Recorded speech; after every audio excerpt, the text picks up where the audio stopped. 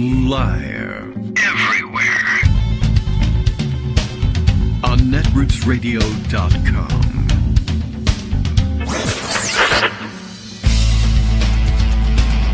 David Waldman. Kagro. In the morning. Now, here's David Waldman. Hey, good morning, everybody. How you doing? It is Tuesday, October 10th, 2023. Just had to check the year again. October 10th.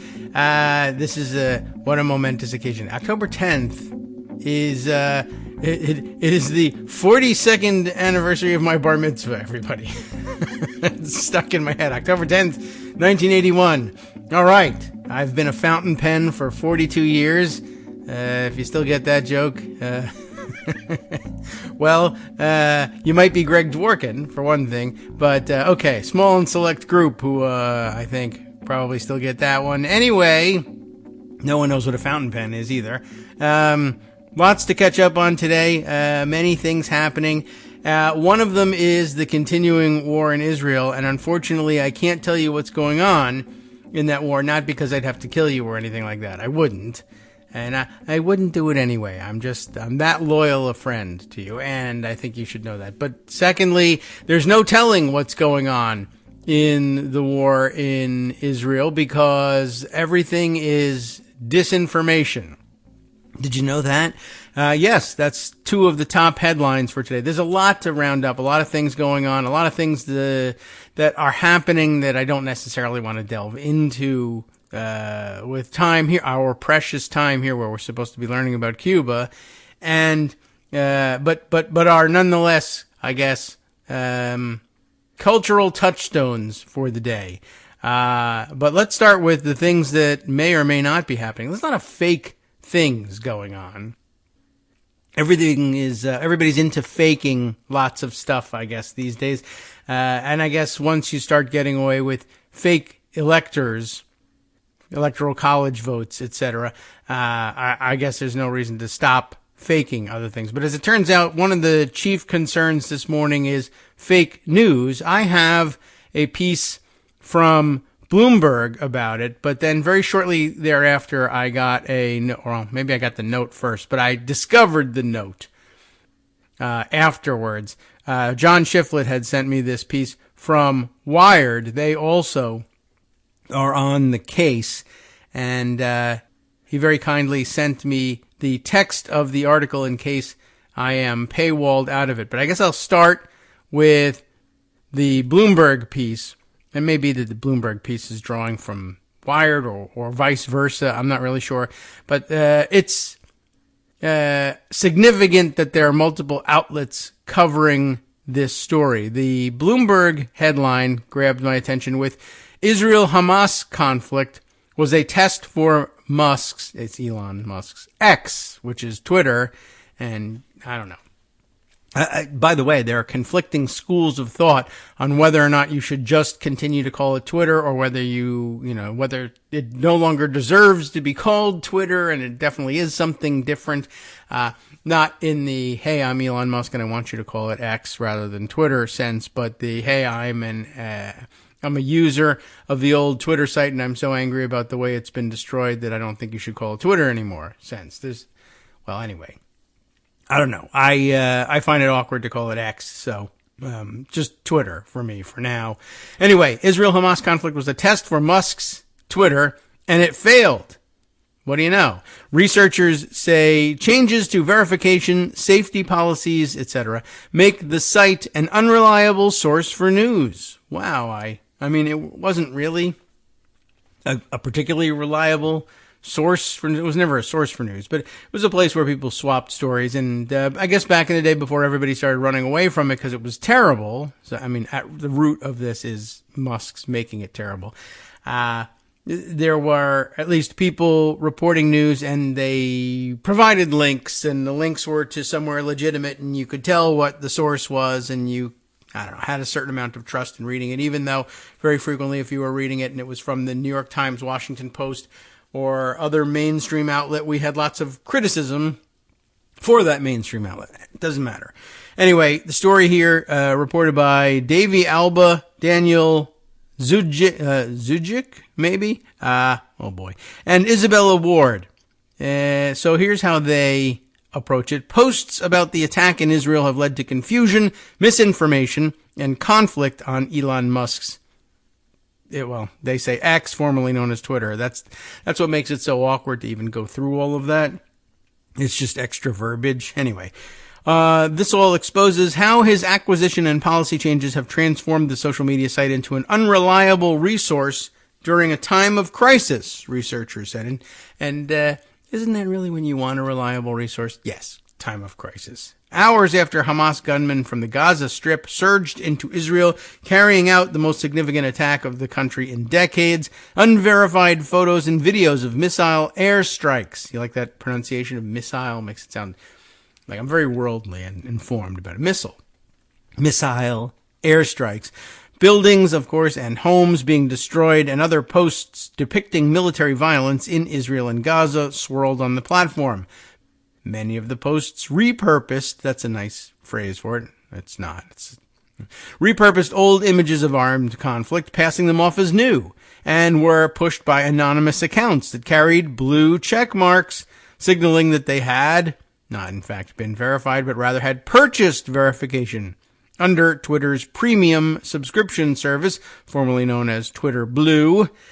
Other accounts posted military footage that actually originated from video games. Isn't that exciting and fun? And a handful of viral falsehoods were pushed by far-right pundits on the platform, a common tactic for increasing engagement. Mike Rothschild, a conspiracy theory researcher who has studied viral falsehoods on social media, and said, I'm distracted by this pop-up ad here in the middle of the screen, which I don't even know what, it's I guess a investment bank of some kind, saying all investments should be poked and prodded before they're purchased. And the picture isn't of poking and prodding, but rather of people stretching the arms and legs of, you remember the I think it's a very old toy from back in the day that I recall, the Stretch Armstrong toy from like the early 80s, I would guess, late 70s, early 80s. And it was like a professional wrestler type dude with very stretchable arms and legs. And one, it's just bringing back memories from I had one of those. And two, I'm annoyed, like it says poked and prodded, and they're not poking and prodding, and I can't figure it out. So he's got me all discombobulated. All right, sorry, never mind. Where were we? Mike Rothschild, a conspiracy theory researcher who has studied viral falsehoods on social media, said that news of the attack on Israel was the first real test of Elon Musk's version of Twitter, and it failed spectacularly. This website, this X thing, under Musk's ownership since October 2022, has made changes to its content safety policies, with the consequences now glaringly apparent in this moment of geopolitical crisis, researchers said. Over the past year, the company loosened its platform rules, cut trust and safety employees after previously saying it would expand the team. I didn't realize that. Reinstated once banned accounts and allowed people to pay for a check mark on the social network. Though falsehoods about Israeli-Palestinian conflict have spread on social media platforms across the internet, researchers said the effect on Twitter, X, whatever the hell it is, stood out as false posts became unavoidable. It's now almost impossible to tell what's a fact, what's a rumor, what's a conspiracy theory, and what's trolling, Rothschild said. Musk's changes haven't just made Twitter useless during a time of crisis, they've made it actively worse.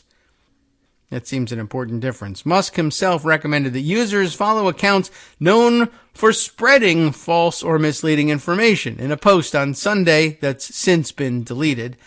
On the one hand, I guess that's supposed to show that he's being somewhat responsible after the fact, a little too late, too little too late, deleting the post. But on the other hand, it also, it's pretty clear that Elon Musk really just has no idea whatsoever about who's telling the truth and who isn't. And what idea he might have is usually wrong. He's just It's amazing how often he's wrong in extraordinarily dumb ways for a guy who's supposed to be a super genius. But that's the case a lot of times with people who sometimes do have legitimate super genius in some area, and they're just complete morons in everything else. They're just totally inept at everything outside of their core competency. And I've seen that before. Anyway, an ex-representative couldn't be reached for comment. An ex-corp account, there we go, said Monday that there have been more than 50 million posts about the attack since it happened, and that a cross-company leadership group has assessed this moment as a crisis requiring the highest level of response. Oh well, too bad they don't have any. At the same time, X believes that while difficult, it's in the public's interest to understand what's happening in real time. The company suggested that users change their settings to control what media they see and pointed to an option to turn off visibility for posts with sensitive media. That's not really the problem they're talking about, though. Earlier on Monday, X's safety account posted another message suggesting the community notes feature will help users understand what they're seeing. It won't. When critical moments happen, people on X share their perspective in real time, the company said on the post.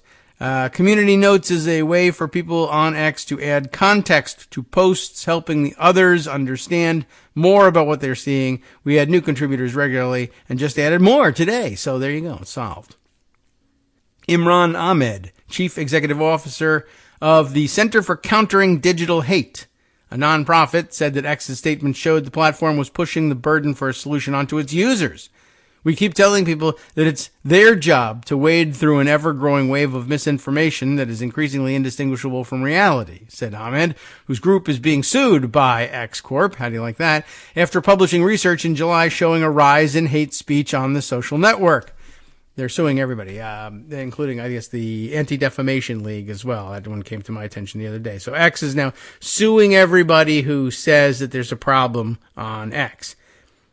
Anyway, but the platforms have a responsibility to create a safe environment for their users, including mitigating the risks of their tools becoming a threat to the public by amplifying misinformation and hate, distorting the lens through which so many people see the world, especially in times of crisis, Ahmed added. As news of the Israeli-Palestinian conflict began to emerge Saturday, a far-right political commentator published a post on Twitter that claimed to show video evidence of Palestinian militants going door to door and killing Israeli citizens. Imagine if this was happening in your neighborhood, to your family, said the commentator, Ian Miles Chong, who has frequently interacted with Musk on X. Well, over 3 days, the short video gained nearly 50 million likes, shares, and comments. It was viewed 12.7 million times on X. Later, a community note was attached to the post, noting that the video showed Israeli law enforcement, not members of the Palestinian military group Hamas. But it wasn't clear how far the misleading post spread before the correction, and the post remains live on the platform. Ian Miles Chong didn't respond to a request for comment. He just ignores stuff like this. A few hours later, a paid X account with an anonymous handle weighed in with a false post. And there it is, the account said. The U.S. is sending $8 billion worth of military aid to Israel. The post included a screenshot of what appeared to be a statement from the White House authorizing the aid to Israel, but no such statement has ever appeared on the U.S. government's website. The dateline and details in the screenshot were manipulated, copying a White House statement in July that announced financial aid for Ukraine, according to an independent misinformation researcher who posted a fact check online. A community note was also added to the post on X, but the false claim was repeated in at least 1,400 other posts on the platform, not all of them with the label appended, according to research compiled by NewsGuard, a group that documents viral online posts as part of its work to assess the quality of websites and news outlets. Altogether, the posts received more than 604,100 views on the platform, NewsGuard said. It was also repeated in several posts on ByteDance Limited's TikTok. Oh, that's they're referring to we're in Bloomberg, a business paper. You and I would say several posts on TikTok, and because they're totally into financial stuff, ByteDance Limited's TikTok where it spread unchecked, collecting at least, 17,600 views, an order of magnitude smaller, but whatever. This according to a Bloomberg review of the platform. It also spread on Telegram channels and QAnon forum posts, according to Bloomberg's review. Around the same time, an account purporting to represent the Taliban posted on X. I guess that's allowed too. Claiming without evidence that the group was asking the governments of Iran, Iraq, and Jordan for passage to join up with Hamas. Incorporated's Facebook. You remember that place? Yes, now it's a Meta Platform Incorporated, Kaneko Stadium, whatever, Doritos Bowl, Facebook, through an article published by The Gateway Pundit, a far-right website that often spreads conspiracy theories, which picked up the unproven claim on Facebook. The Gateway Pundit's article was shared 1,600 times, reaching as many as 440,000 people on the social network, according to CrowdTangle. I love all the dumb names of these places. A Meta-owned social media analysis tool. I don't know if I would trust it. Do I trust a Meta-owned social media analysis tool? I don't know.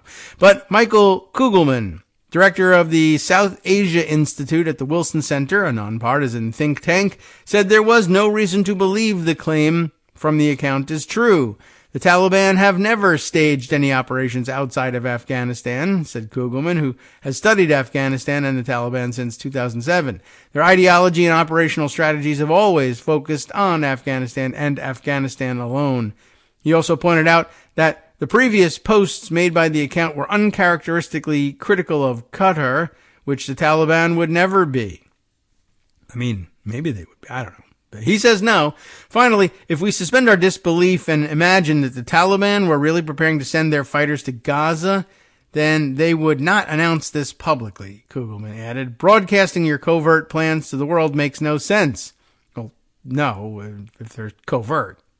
Maybe they're not. I don't know. But I see why everybody's got plenty of reason to doubt that the Taliban are actually doing this or interested in doing it. Gateway Pundit, Meta, and TikTok didn't respond to requests for comment. The falsehood that Ukraine sold weapons to Hamas also spread on X, in spite of reports that the Pentagon found no evidence that Ukraine aid was being diverted away from the country. I doubt very much they'd be diverting anything away from themselves. Joey Manorino, a far-right podcast host who is verified on X, or who paid for a check mark on X is a better way of saying it, collected the most likes and posts of the claim on the platform, according to NewsGuard research. His posts stating that Hamas had claimed Ukraine sold the group weapons reached nearly 4,000 likes and shares on X. That's really not a whole lot. And it collected nearly 7 million views on the platform. Manorino quickly followed up with a post saying, "For the record, we don't know if this is true or not." That's pretty straightforward. Jack Brewster, NewsGuard's enterprise editor, said, "Such posts are a common tactic for misinformers to escape the culpability of being proved wrong. Social media users who spread the falsehood, meanwhile, get to escape doing the hard work that journalists do of verifying viral content before they report something is true," according to Brewster. Manorino, guess what? Didn't respond to a request for comment. Ahmed, the CCDH executive, said that the risk of the viral falsehoods that remain online was not merely giving people an inaccurate picture of the conflict, but that further violence occurs as a result of the lies being spread online. Lies underpin the hate, Ahmed said. They act reflexively, both to create hatred and to reinforce it. The real-world consequences of these lies are violence on the streets, innocents being hurt, and potentially lives lost, he added, because some of these images and videos are designed to invoke the most extreme reactions possible. Right. It's not just for edgelords looking to be totally extreme and awesome. It can be viewed in Israel, in Palestine, in Gaza, wherever, and motivate people to seek revenge for something that never actually happened. And, I mean, that's kind of, in many cases, what's at the heart of the conflict anyway. So it only makes things worse. Let's see. The Wired version of things here. Is this available to me? Is titled, "The Israel-Hamas War is Drowning X in Disinformation." People who have turned to X for breaking news. Oh, here comes the pop-up. Let me go and grab it out of email because John has prepared me for this eventuality here. People who have turned to X for breaking news about the Israel-Hamas conflict are being hit with old videos, fake photos, and video game footage at a level researchers have never seen. So we knew they were being hit by it, but what we didn't know is that researchers have never seen it before. David Gilbert wrote this for Wired. It's not that long, so maybe we plow through it and see if there's anything extra from this reporting. In the wake of Hamas's deadly attacks on Israel this weekend and the Israeli military's response, journalists, researchers, and open source intelligence experts, that's OSINT, open source intelligence, okay, and fact checkers rushed to verify the deluge of raw video footage and images being shared online by people on the ground, but users of X, formerly Twitter, seeking information on the conflict faced a flood of disinformation. While all major world events are now accompanied almost instantly by a deluge of disinformation aimed at controlling the narrative, the scale and speed at which disinformation was being seeded about the Israel-Hamas conflict is unprecedented, particularly on X. For many reasons, this is the hardest time I've ever had covering a crisis on here. Justin Peden, an OSINT researcher from Alabama, known online as Intel Crab, which, whatever, maybe you want to update that and use your name or something, posted on X. Credible links are now photos. On the ground, news outlets struggle to reach audiences with an expensive blue check mark. Xenophobic goons are boosted by the platform's CEO. End times, folks. When Peden covered the escalation in Gaza in 2021, the sources he was seeing in this feed were from people on the ground or credible news agencies. This weekend, he says, verified content or primary sources were virtually impossible to find on X. It's getting incredibly hard to find people that actually live in Palestine or in southern Israel, Peden tells Wired. It's been incredibly hard to find their preliminary information and share their videos and photos. You have this perfect storm where on the ground, preliminary sources are not being amplified, especially those that maybe don't speak English, which is a large majority of users in that area. Boosted by the algorithm that promotes users willing to pay X $8 a month for premium subscriptions, posts from those with the blue check mark shot to the top of the news feeds for people seeking information about the conflict. Rather than being shown verified and fact-checked information, X users were presented with video game footage passed off as footage of Hamas attacks and images of fireworks celebrations in Algeria presented as Israeli strikes on Hamas. There were faked pictures of soccer superstar Ronaldo holding the Palestinian flag, while a 3-year-old video from the Syrian civil war was repurposed to look like it was taken this weekend. As a result, Peden says that he and his fellow OSINT researchers have to spend their time debunking years-old content rather than verifying and sharing real footage from the conflict. Many of these videos and images racked up hundreds of thousands of views and engagements, while some later featured a note from X's decimated community fact-checking system. Many more remained untouched, and as Elon Musk has repeatedly done in recent incidents, the platform's CEO made the situation much worse. How so? One of his tweets. For following the war in real time, and he calls out accounts, War Monitors and Scent Defender are good, Musk wrote in a post to his 150 million followers on Sunday morning. Both the accounts Musk referenced are well-known spreaders of disinformation. For example, both accounts spread the lie that there had been an explosion near the White House in May, a story that made the U.S. stock market briefly plummet before it was debunked. Many users also pointed out that War Monitor's accounts had a history of posting anti-Semitic comments on X. Last year, the account replied to a post from Ye, you remember him, formerly Kanye West. Everybody's formerly something. X, Twitter, Ye, Kanye, thanking the rapper and adding, quote, the overwhelming majority of people in the media and banks are Zionists, while telling another X user in June, Go worship a Jew, lil bro. That sounds like a authoritative source. Okay, and here are the embedded tweets. But John has done us the favor of skipping over them. Let's see. Cheyenne, oh boy, a last name I'm gonna have to enlarge it to read this. Cheyenne Sarda Rizda. This is really tough. Sarda Rizadeh. Cheyenne Sarda Rizadeh. Who tweets, I guess, as Cheyenne86. Cheyenne, much easier to pronounce than his last name. The first account recommended by Elon Musk is well known for highly questionable posts about Jewish people, and the second is one of the worst OSINT, quote-unquote OSINT accounts when it comes to posting misleading and unsourced content. All right. Now, it is, let's see. It says it is also worth following direct sources on the ground. Please add interesting options in replies below, asks Cheyenne. Musk deleted his recommendation soon after posting it, but not before it was viewed over 11 million times. Later on Sunday, Musk wrote, as always, please try to stay as close to the truth as possible, even for stuff you don't like. Now, he made that more or less impossible with his previous tweets. Anyway, experts believe that the proliferation of disinformation on X around the Israel-Hamas conflict this weekend is largely the result of changes Musk has made to the platform over the past year, including his decision to fire most of the people responsible for tackling disinformation. Elon Musk's changes to the platform work entirely to the benefit of terrorists and war propagandists. Emerson Brooking, research at the Atlantic Council Digital Forensics Research Lab, tells Wired.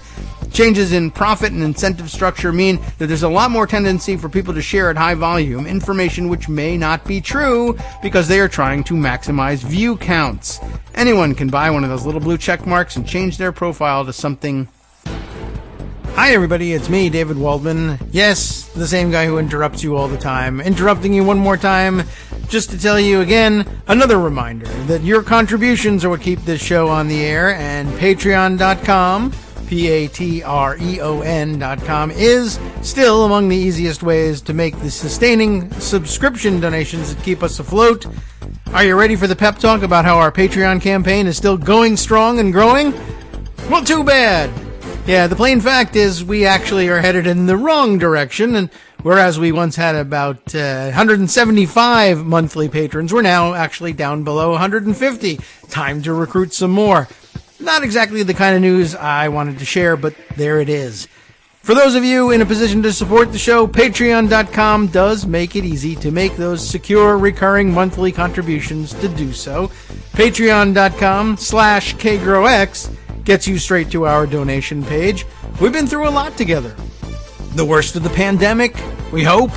The worst of the insurrection, we hope. So go ahead and treat yourself. You don't need an excuse. Give yourself the gift of a little something you enjoy in life. Support the show. And of course, if you happen to prefer using PayPal or even the Square Cash app, we're up and running on those options too. So thanks again, everyone, for all your support. We couldn't, or at least shouldn't, do it without you. Hope you'll be on board soon too. Thanks for all your support.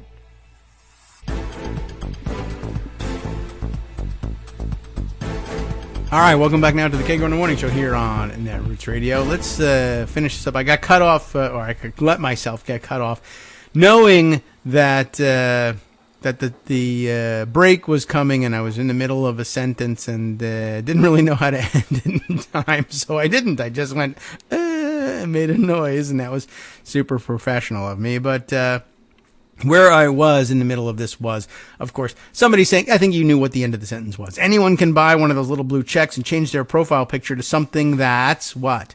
Seemingly a media outlet, right? Okay, it takes quite a bit of work to vet who's telling the truth and who's not. But let's see. So almost at the end of this article, I think there's a little extra nuance, I think, in this Wired piece.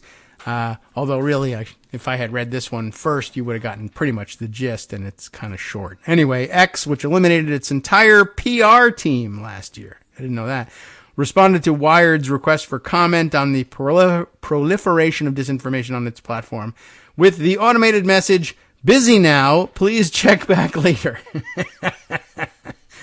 Well, interesting. That's an additional little bit of information. I didn't realize they had eliminated its entire PR team.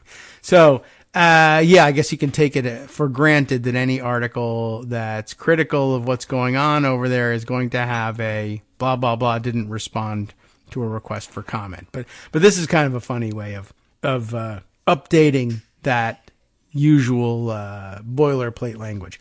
Anyway, Peden says the Twitter algorithm has been designed to boost content that gets the most engagement, which incentivizes bad actors to share disinformation.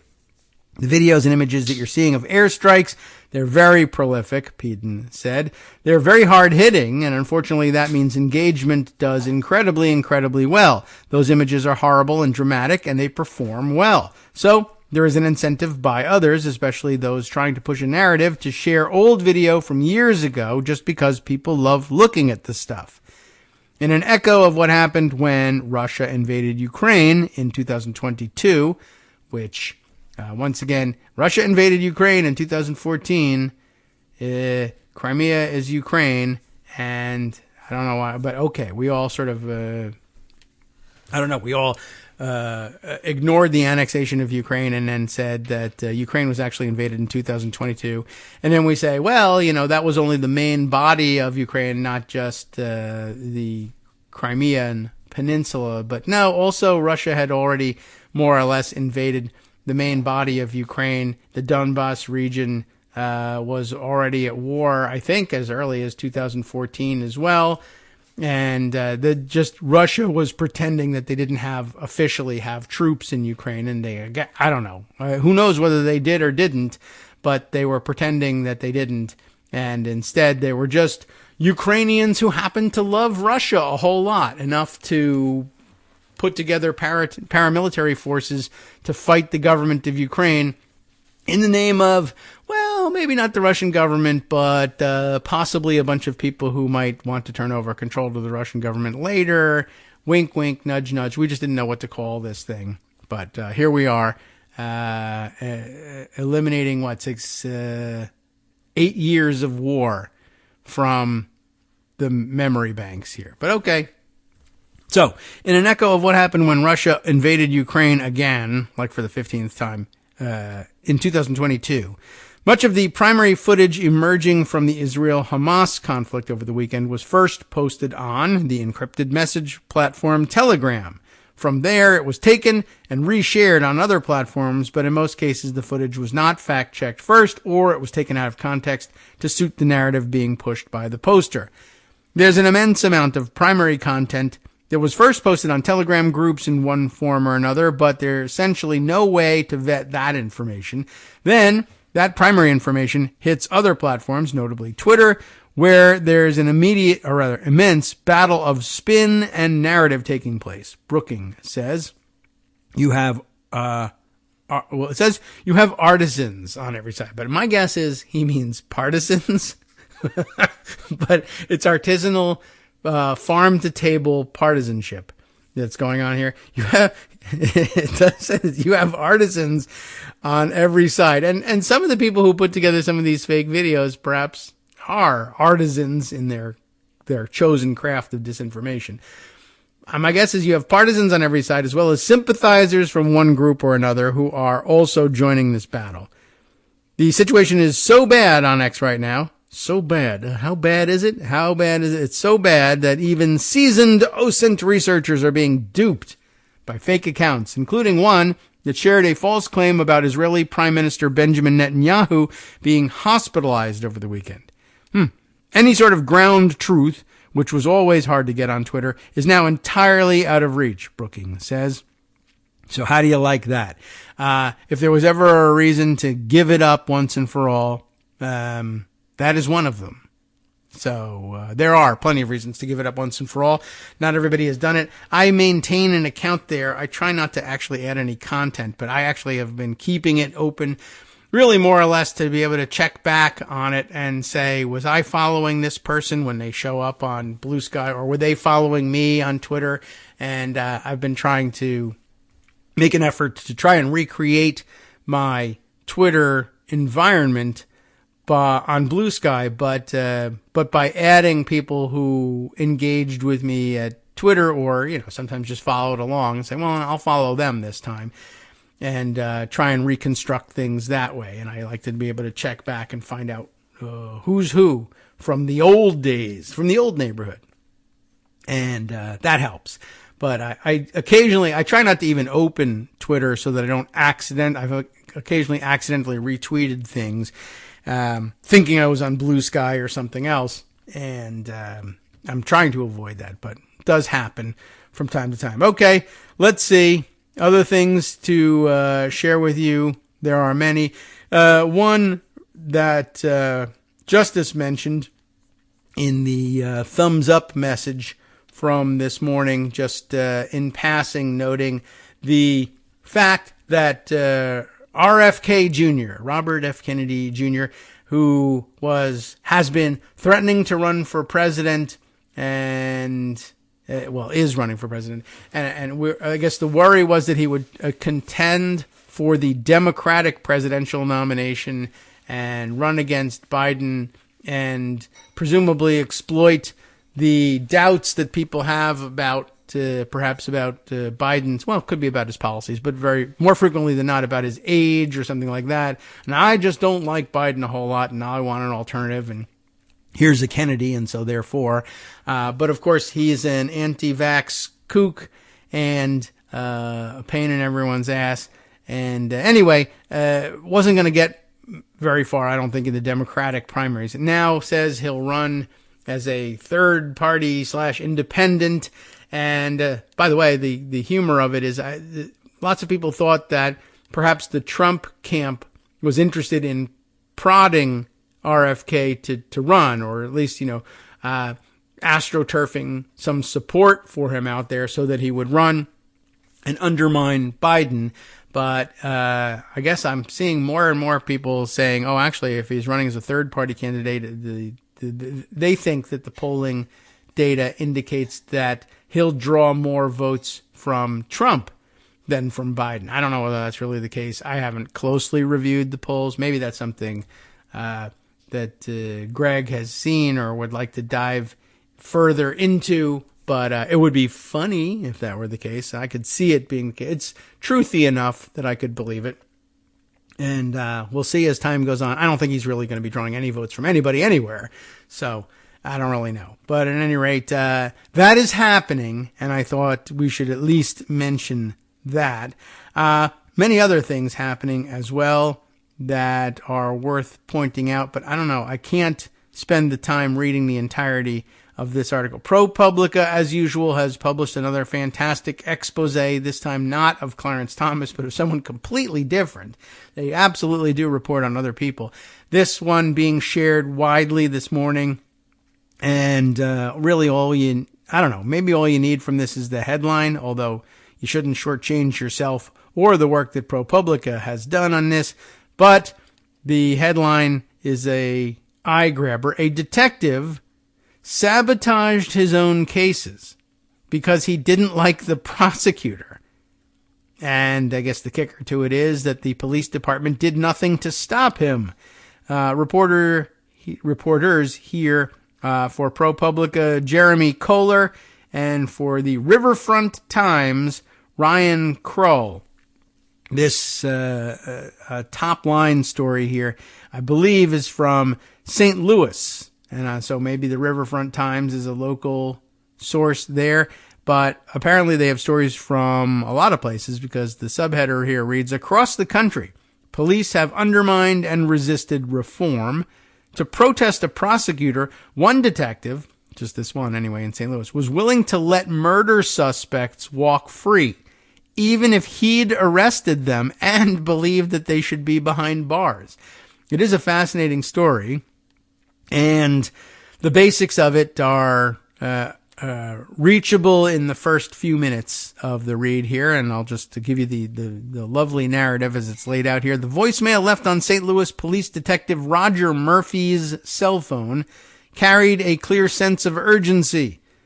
A prosecutor in the St. Louis Circuit Attorney's Office was pleading with Murphy to testify in a murder trial, the sort of thing that a lead detective on a case would routinely do, to see an arrest through to conviction. You know, you've heard it said that the police arrest the, what is it? I can't remember it now offhand. Everybody else knows it by heart. The Law and Order things, the two groups, right? Anyway, forget it. I'm not going to be able to do it on the fly and keep reading. But you know what we're talking about. The prosecutor told Murphy that without his testimony, the suspect could walk free. I wanted to reach out to you one more time. Assistant Circuit Attorney Sikrant, Chigropati said in a message one afternoon in June of 2021, I do think we need you on this case. Murphy didn't respond. That evening, Chigropati left Murphy another voicemail. If it makes any difference, this guy's a really bad guy, Chigropati said, according to the message which Murphy provided for this story. What he did was pretty ridiculous. So, I mean, can you put your differences aside and focus on getting this guy? Again, Murphy didn't respond. Weeks later, a jury found Brian Vincent not guilty, and he went free. Murphy said he believes his refusal to testify helped scuttle the case, a claim corroborated by at least one juror from the trial. A number of American cities have elected prosecutors who promised progressive law enforcement. Maybe you even voted for them, right? Focusing as much on police accountability, not that, as being tough on crime, which is good because, of course, where police need to have accountability, it's often because the police have engaged in crime. That is being tough on crime. Anyway, in St. Louis, that prosecutor was Circuit Attorney Kim Gardner, who was elected in 2016 following the fatal police shooting of Michael Brown in the suburb of Ferguson. Gardner came into office pledging to reduce mass incarceration and promote rehabilitation over punishment. But from San Francisco to Philadelphia, prosecutors like Gardner have faced pushback from the police and in several cities from their own courtroom assistants. Politicians and voters have tried to remove some of these prosecutors from office, and in a number of cities, they have been successful. Murphy's resistance to Gardner, Chigropati's boss when Vincent's case went to trial, was unusual and perhaps extreme. By his own account, he was willing to help murder suspects walk free to make a point. What a great point it was. Even if he arrested them and believed they should be behind bars. Well, you know, maybe Murphy should be. I don't know. Anyway, it's a long story. Longer than I have time to read to you today, although it might make a fantastic Friday piece. It might just be the only one there is. Wanted to let you know about it being widely shared, widely read this morning, and another excellent example of ProPublica's work, and definitely a subject worth talking about. The idea that cops would do this. I don't know. It struck me also. The parallel doesn't immediately strike probably anyone else in the world, but because we're process people here at KITM, it just struck me that we've just come out of a week of discussions of it should have been viewed as the duty of Democrats as institutionalists to preserve the speakership of Kevin McCarthy, but instead they actually joined with super lunatic Matt Gaetz to kick Kevin McCarthy out of the speakership. Not that that has anything to do with institutional or institutionalism of any kind. He was no institutionalist, certainly. But anyway, the idea that you should put aside your differences and keep McCarthy in his position, whereas and that makes I thought very little sense. So the idea that, but it's sort of like the opposite. It's the inverse of this other situation. It's not the Democrats' job to keep McCarthy in office. It's the Democrats' job to get McCarthy out of office, to replace him with a Democrat if they can. But if they can't have any influence on the Republicans' selection of candidates for speaker, that doesn't mean that they have to support the one they coalesced behind last time. No. They all voted against McCarthy to become speaker, and they all vote for getting rid of him as well. That's actually fairly consistent. But it's interesting that I don't know. I guess apparently on the other side of the coin here, out in the field, there are police who say, yeah, it's actually not my responsibility to put people that I've arrested who I think are guilty of murder in jail either, because I'm angry at the prosecutor for various things. And so therefore, but I don't know. These guys are walking around saying, I have no responsibility here. And I'm just wondering if this is the kind of person who picks up the paper. This is obviously, I think, a fairly conservative guy. And picking up the paper or turning on Fox News and hearing them say, yeah, the Democrats should have kept McCarthy in power. It was their responsibility to do so. And just thinking about him saying, yeah, it was their responsibility. Not mine responsibility to, put people I've arrested for murder in jail, but they were supposed to vote for Kevin McCarthy, who I hate, by the way, because I'm a radical conservative. I don't know. Maybe it's not happening that way. It's just something that sprang to mind from this rather unusual situation. All right, let's see. Other things I wanted to share with you. There were many. Let's see. That seems like a Friday thing. There's a lot of things that actually seem like Friday things going on here. Oh, here's something I probably should add to the mix, though. And I'm not certain if I know where this one came from in terms of how it came to my attention. But because I continue, foolishly enough, to follow the COVID reporting news, that is, the health department reporting of numbers each day. And I've certainly noticed the trend, obviously, that Florida has been manipulating its numbers and the methods of reporting its numbers for a long time. So this headline caught my eye from WESH. Where is WESH? Well, it's about Florida. So I assume they're down in Florida, and I note that their current weather conditions are 72 degrees. So I'm imagining that it is in fact Florida. But WESH is an NBC affiliate, wherever they may be based, and they are running this story by the reporter Greg Fox. Florida COVID-19 data lawsuit settled. The state to resume releasing daily information. That's something that they have not been doing for quite some time. And so it'll make some kind of a difference. But here's the backstory. 2 years after the state health department was sued for not releasing COVID-19 data to its dashboard during a global pandemic, the case is over. And by the way, so is the usefulness of their numbers. While neither the Florida Department of Health nor Florida Surgeon General, Dr. Joseph Ladapo, admit any fault, the state has agreed to pay all legal fees. One of those interesting situations where you take the money, but the other side says, well, we didn't do anything wrong. We're just giving away money because we're rational economic actors who love giving away state money. That's just the way we are.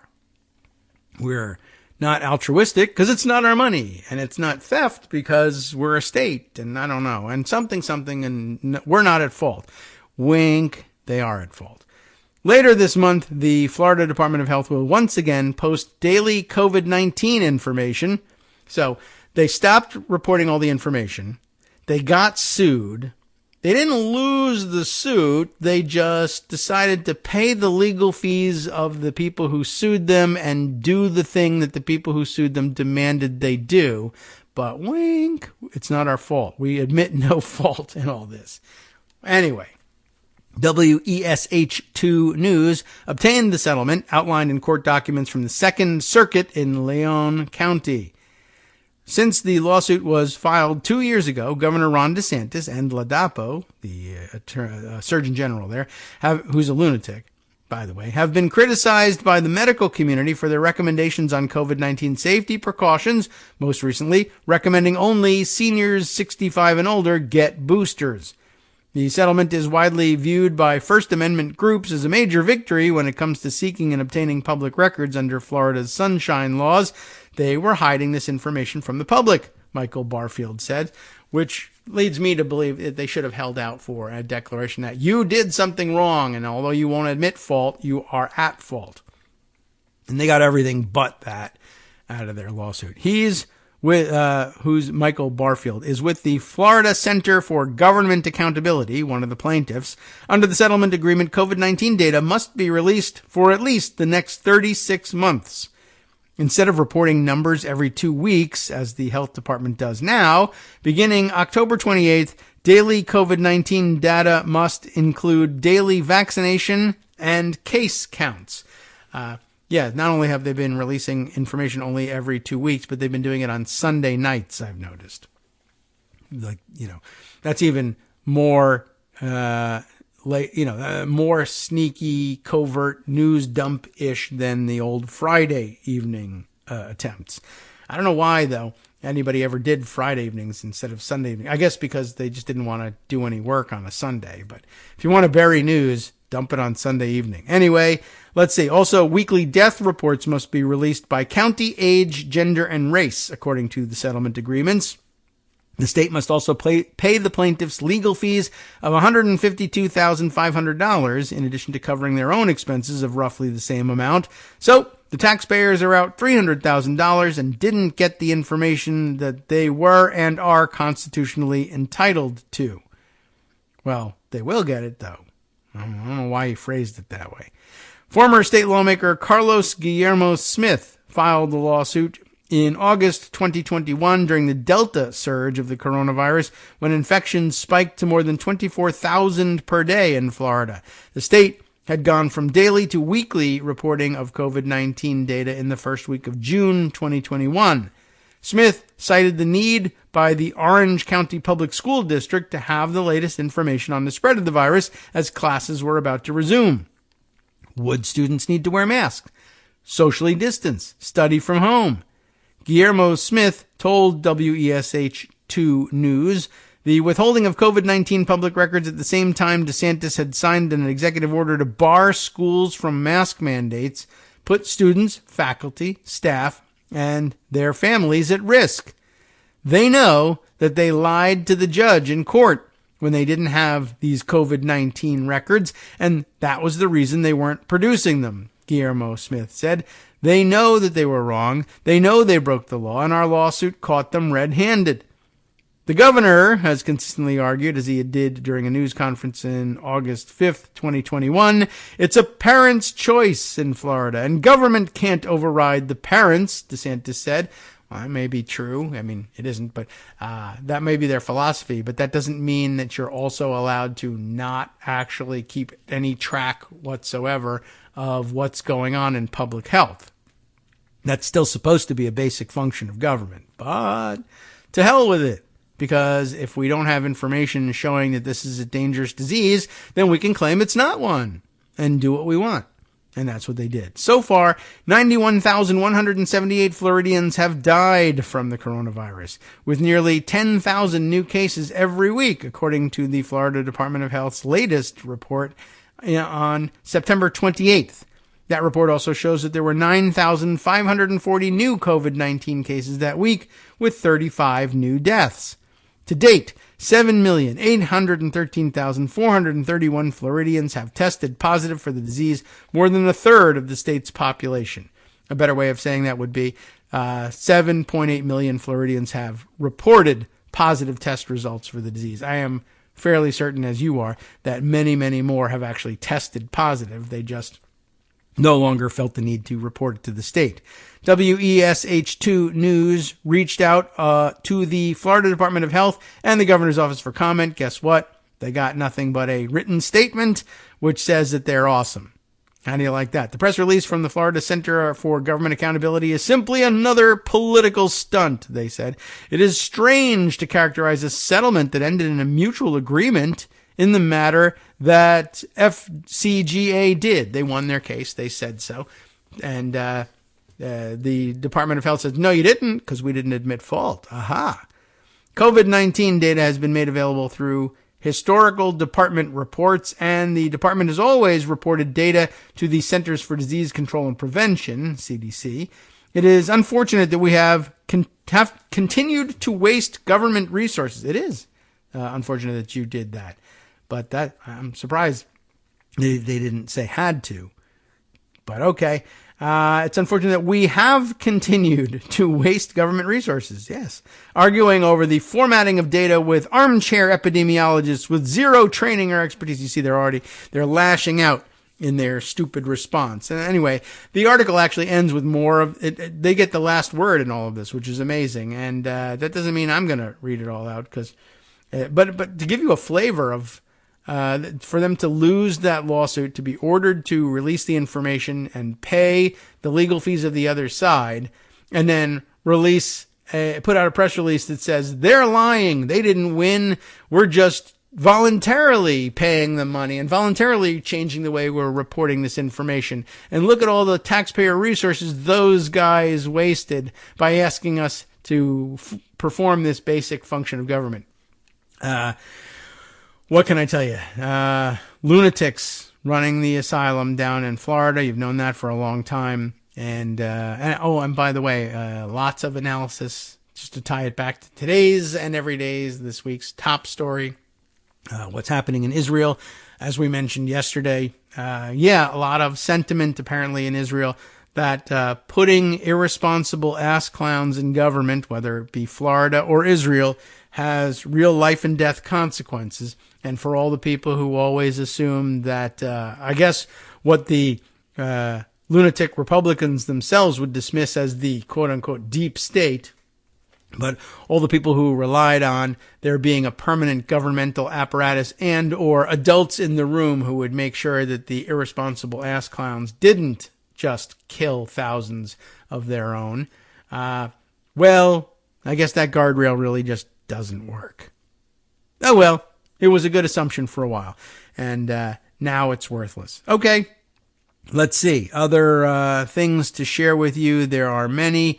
Some of these I have to open up again. Oh yeah, here's something that I thought was of interest that I grabbed, unfortunately, from Blue Sky, and there are still those of you who won't be able to see it because you haven't had a invitation extended to you. By the way, I'm getting lots of messages from others who have Blue Sky invitations to share. I still have 2 available to share. If you are listening to the show and interested in getting on board so that you can see some of these things that we're talking about, by all means, reach out, check the KITM hashtags, what have you. And if I don't have one to share, maybe someone else does. Okay, let's see. Oops, I got the music queued up and missed by a few seconds. Anyway, here's what I wanted to share with you before we go off to the break. Aaron Rupar capturing this moment, saying, "You won't find a better encapsulation of Nancy Mace's phoniness than her going on CBS today," I guess the other day, and claiming that her big problem with McCarthy was that he didn't do enough for abuse survivors. Remember, she was trying to be very liberal in her opposition. And then, in the next breath, endorsing Jim Jordan for Speaker. Wow. Amazing.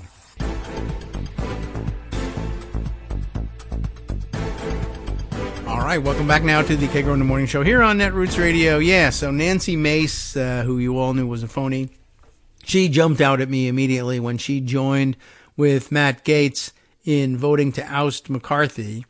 I didn't correctly predict that she would do that because I thought she was, I don't know. I don't know why I thought that she was looking for cover on this one when in fact she would be looking for ways to get out in front of the camera.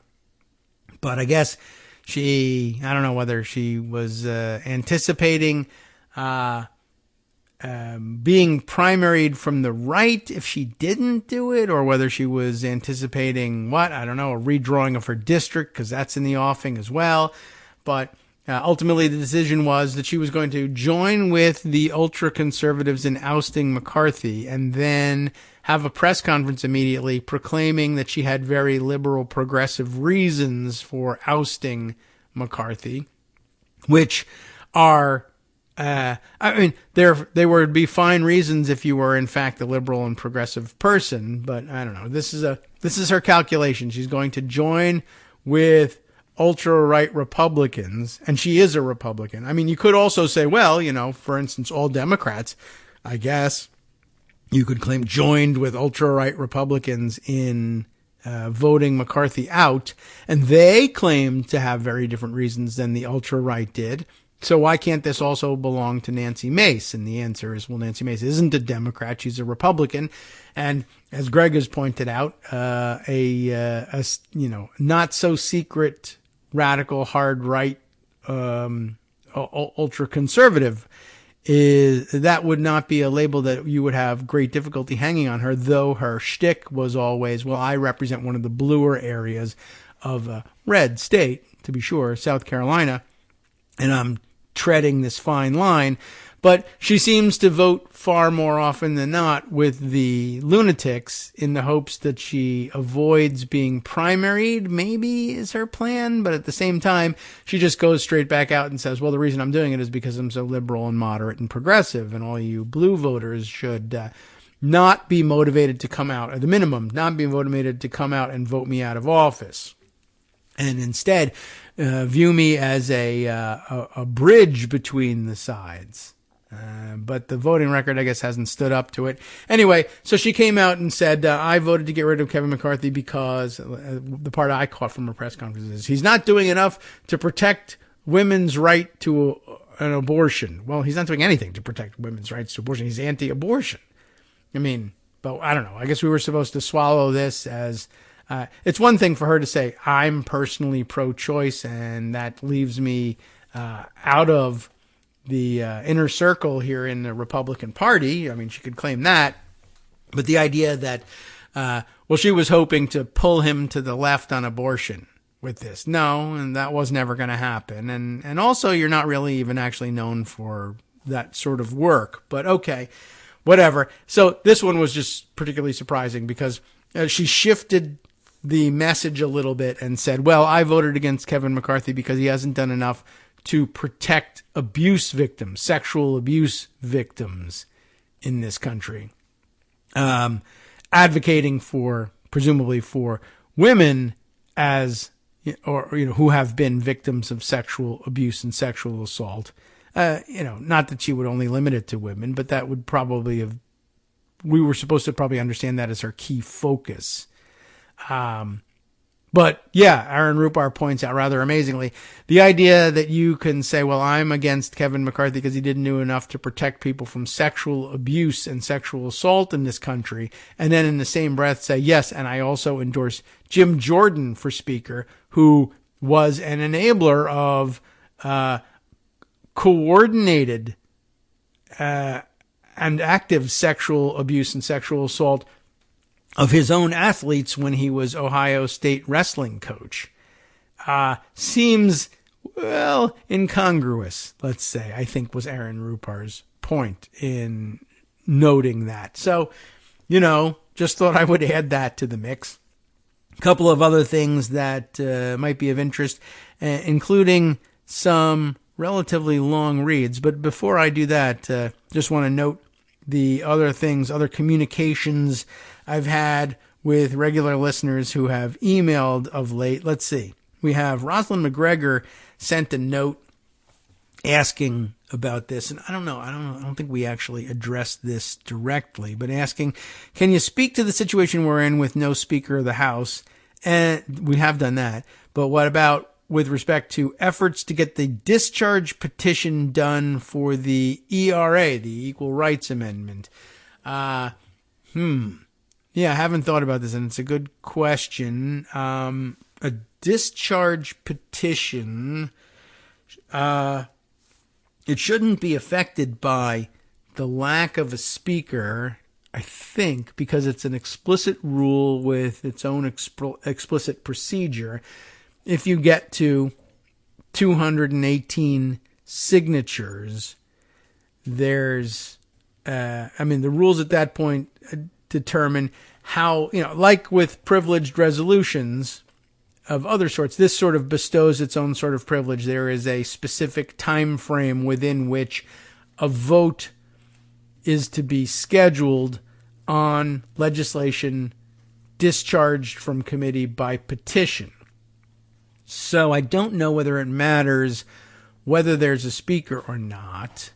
The speaker, of course, yeah, you know what? I'm trying to think of what do the formal rules say about control of the House floor schedule. I usually tell people, because it's usually the case in a functioning government, in a functioning House, that the majority leader is the one who's responsible for floor scheduling.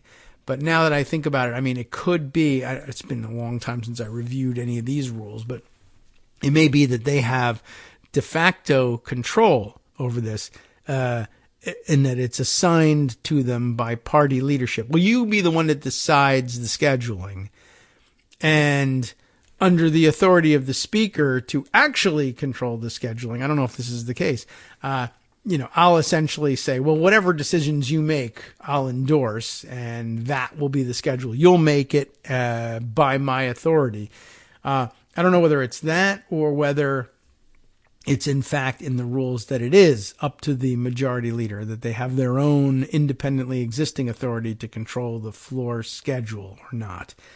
And that would make a difference if, for instance, the power to schedule votes that is enjoyed by the majority leader in practice stems from an active occupant of the speaker's office.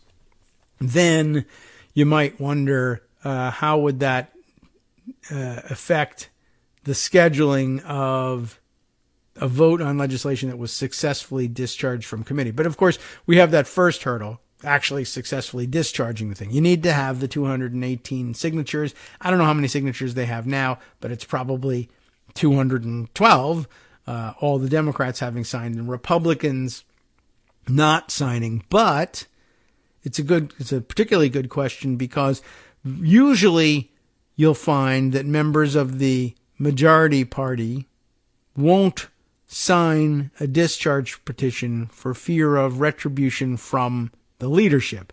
And it usually comes from the speaker on down, but they're usually pretty unified on not doing that. But I don't think they're going to come up with a speaker or acting speaker pro tem who's going to suddenly be in favor of discharging the ERA. And so I don't think that the picture changes for any Republicans considering signing. I think they know that they'll have retribution visited upon them by somebody, whether it's McCarthy or any of his replacements. So I don't think that, you could wonder, well, without a elected speaker, is it possible that some elements of the Republican conference who find it politically advantageous to support discharging the ERA will just go rogue and say, nobody's in charge, so I might as well sign this discharge petition and get the thing done? It's possible, but I think they all know that, well, there'll be a speaker eventually, and in all likelihood, it will be a person who will want to punish me for having done this, so I don't think it moves any signatures. But I guess the other question could be, well, supposing they get all 218 signatures all of a sudden for some reason, does the fact that there's no Speaker of the House mean that you can't bring the bill up for consideration? No, not by itself. I don't think so. One, because the rules, I believe, outline a specific procedure of what you need to do and the number of days you have to make a decision and get the bill on the floor. Of course, you could just simply not schedule it and then say it's up to the House to enforce this rule. But if you're in a situation where you've got 218 signatures on it, then you have a majority of the House. And remember that what underlies this the whole time is the House can do whatever it wants to do, whether there's a speaker or not, whether somebody attempts to delay the floor consideration of the discharged bill or not. If you attempt to delay it and there are 218 people who are bound and determined, allegedly, to see it come to the floor, well, then it will come to the floor because someone will make a motion that it be brought up for consideration. And even if someone in leadership tries to table that motion, 218 votes presumably will be there against the motion to table, and you'll be able to force this thing. I guess the real danger is if it's exactly 218 and the political situation starts shifting on the ground, either because there's no speaker or, chaos ensues for whatever reason, things can happen. Like you say, well, I signed this early on back in the days when I thought that it would be Kevin McCarthy that I would be embarrassing by forcing this to the floor. And now it's not him. And we are in trouble here in the Republican conference. And the new interim leadership is begging me, pleading with me not to stand in the way of their bringing the conference together and having it coalesce behind new leadership. And would I please, I can't take my signature back. It's already been discharged, but can I please vote for the motion to table? P.S. I'll break your legs if you don't. That might change a vote. You have the 218 votes in your pocket in theory, but that doesn't necessarily mean that everybody is going to deliver those 218 votes every time you need them. Even if they intend to deliver that vote, they get COVID and they're out and they don't show up that day. That could be enough to change the outcome of these things. So you still have to muster your votes, but the fact that 218 people are on the record, if you assume that they don't want to backtrack on this because they're committed to seeing this thing brought to the floor and passed, then no, not having a speaker shouldn't get in the way of anything that they successfully gather 218 signatures on a discharge petition for. How's that? Is that a reasonable answer? We also have communication that doesn't require as extensive discussion, but Gil lets me know, lets me know, and I'll let you know, just so that we're all able to support him in his efforts to get through schooling again. In his philosophy of law class, they have reached the subject of law and economics. So that sounds pretty interesting. And just noting for the record that it was pretty fun to have had the preview of the law and economics approach from being a KITM listener. And yeah, you'll have to keep that stuff in mind. It's pretty interesting. It's an interesting primer you'll get in the tactics used by, well, essentially the other side in all of this. And whether you get more of this when you actually are in law school, we'll see. Not every law school makes a study of it, but it's interesting that it comes up in philosophy of law class. And it'll be interesting to hear from you how they present it too. And there's two ways of looking at it. One, as a methodology in the courtroom, but also as a philosophy of, a normative philosophy of, a philosophy of law. And whether or not all policy ought to be based on this approach. It'll be interesting to see which tack they take on all this. By the way, there was another note earlier from Gil who... let's see if I'm able to easily find it, who had a correction for the record that I thought I might as well share as long as I was on the topic. It looks like I'm going to have to search for him in email so that I can find it a little more easily. Is this the one here? I think this was the most immediately... Oh, no, it was the Alabama story from a couple of days ago. Let's see.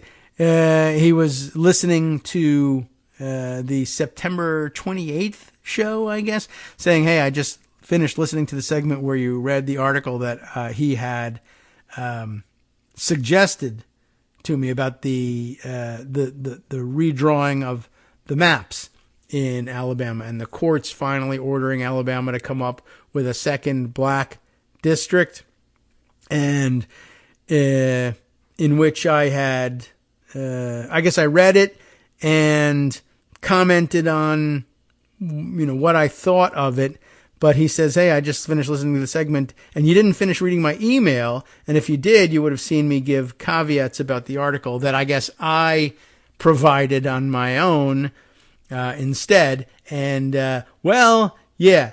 So as it turns out, Gil saw all that coming ahead of time too, and had made those comments. And I guess I just got caught up in the rush to get to his article. But remember this one where he was sending us to Alabama redistricting special master map proposals was the topic of the the piece, and he's saying that the maps would be decided by October 3rd by a 3-judge panel. I think it means that their choice will be the 2024 map. The article was written, and I was saying, oh yeah, well, Alabama could still drag their feet and say, well, gee whiz, you can't change it for this year. Maybe you need to change it for next year. But would the special masters be able to force their map through for 2024?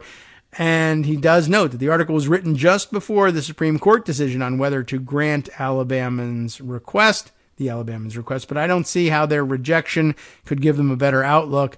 I'm sure Alabama will still try something, but it seems like it's supposed to happen whether the Alabama legislature likes it or not. And we went into that discussion without having discussed the fact that Gil, yes, correctly saw the issues coming. So congratulations to Gil, who has made the big time, having been unfairly portrayed in the media. So apologies to him for that one. Let's see, other things I have in the inbox here that I wanted to share with you. Got to scroll back down here somewhere. Jeremy Freiberger chiming in on something that I, where's the mark on this one? I thought I had starred this one so that I could share it with you. And maybe it just fell back under the morning crush here. There we are. Oh yes. Okay. Concerning, let's see, there was, regarding the insane possibility of Jim Jordan as Speaker. This, he says, is really important for all of us to keep in mind. And what is it? Is it something we haven't covered yet? Oh, yes. Okay. This is this. We already shared this article. In fact, okay, and I must have credited him for it. Was there something else then? This was the one where Liz Cheney recounted her objections to Jim Jordan as Speaker of the House. I feel like there was maybe something else here too, but maybe not, or maybe I've gone too far back in the scrolling here. But all right, at any rate, I wanted to let everybody know, yes, by all means, send your suggestions, keep sending your suggestions for more information to be shared, anything you think I'm missing as a story. Oh yes, there was this other note that I got from Mighty OCD, was it, the other day, correcting the record, unfairly accusing him of being a fan of pumpkin spice coffees. However, he is on Team Pumpkin. He notes Team Pumpkin Spice, yes, but not in coffee, everything else. So there you go. If you are interested in carrying the pumpkin spice tradition way too far and putting it in everything else but coffee. He's, I guess, a coffee purist and didn't want to be accused of being a pumpkin spice coffee fan. That's extremely important, I guess, to, I don't know, him and now the rest of you. Okay, let's see. Other things that deserve time on today's show. There are many. Of course, our last segment will be dedicated to catching up with Joan McCarter, who probably has almost nothing to report at this point because, as you know, once again, nothing has happened in Congress that could possibly make any difference whatsoever. Oh, yes, right. Yes, there was that thing. And by the way, thinking back on it, especially as things happened with McCarthy, and was it last Tuesday that they actually had the vote? And we were talking about it, of course, leading up to the vote. And I want to, note for the record, in case any of you missed it, and I can't imagine that you did, while I was busy last Tuesday saying, yeah, I mean, they absolutely can throw McCarthy out of office, but I really wonder whether they're going to be able to do it. I could see, it was my thinking at the time that the Democrats hadn't, as a caucus, come up with a unified plan about how to deal with the vote. And I thought that might have meant they were saying, whatever will be, will be. I mean, it doesn't make any difference to us one way or the other, whether you remain speaker or not. And I still think it probably didn't.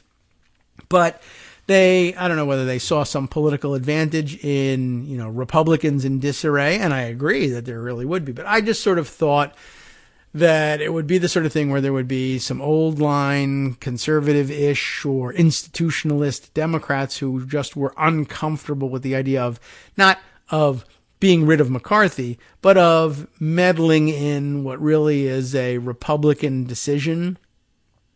And that there would be enough of them that they would say, well, do what you want to do. There's no guidance from the caucus on this vote. There may, in fact, be enough Democrats who decide they just, don't like McCarthy and will meddle in the situation, or view it as, look, the vote as a Democrat in the House, anytime there's a question of should any Republican be Speaker, the answer is no. So there's that vote too. I just thought that maybe they wouldn't organize behind it, and as a result, they might not be able to engineer the removal of McCarthy, and it wasn't extremely important to Democrats policy-wise. But politically, certainly now that we look at it and we see what the outcome is, it clearly was of some importance. So, but Joan was convinced that the chances of it actually happening were actually reasonably good, and said so, and then it happened. And I guess by the time the vote rolled around, I was so, by that time we heard, oh no, the conference actually has come out with a unified position. And so that changed the game for me, and I actually watched the thing. And, I usually don't bother watching those developments on TV, but certainly by the time the appointed time for the vote, 1 o'clock, came around, well, by the time the 1 o'clock came around, they had announced, the vote is going to be at 2 o'clock. But then by the time 2 o'clock came around, I was like, well, this might actually happen. So I guess I want to watch to see what the procedure is like at a minimum. And what do you know? It made exciting television after all, because Joan held that door open and said, you really may want to watch this thing because this could actually happen. So credit there. The job well done in picking up on the nuances of what was happening. We'll give her a chance to talk about that if she wants to. That might or may not be exciting news to her. And in the meantime, let's see. A few other things. Some of these things really look like they are long reads, or are not exactly 100% on target political reads, but definitely things that could be available for a Friday. I don't know. I guess here's what I'll do. We will recommend to you that you'll never believe it, that you read Amanda Marcotte in Salon, because she's got a very interesting, longish, and she likes to point out, or she was correct to point out, very deeply reported piece that you should pay much more attention to, but would take us forever to read through.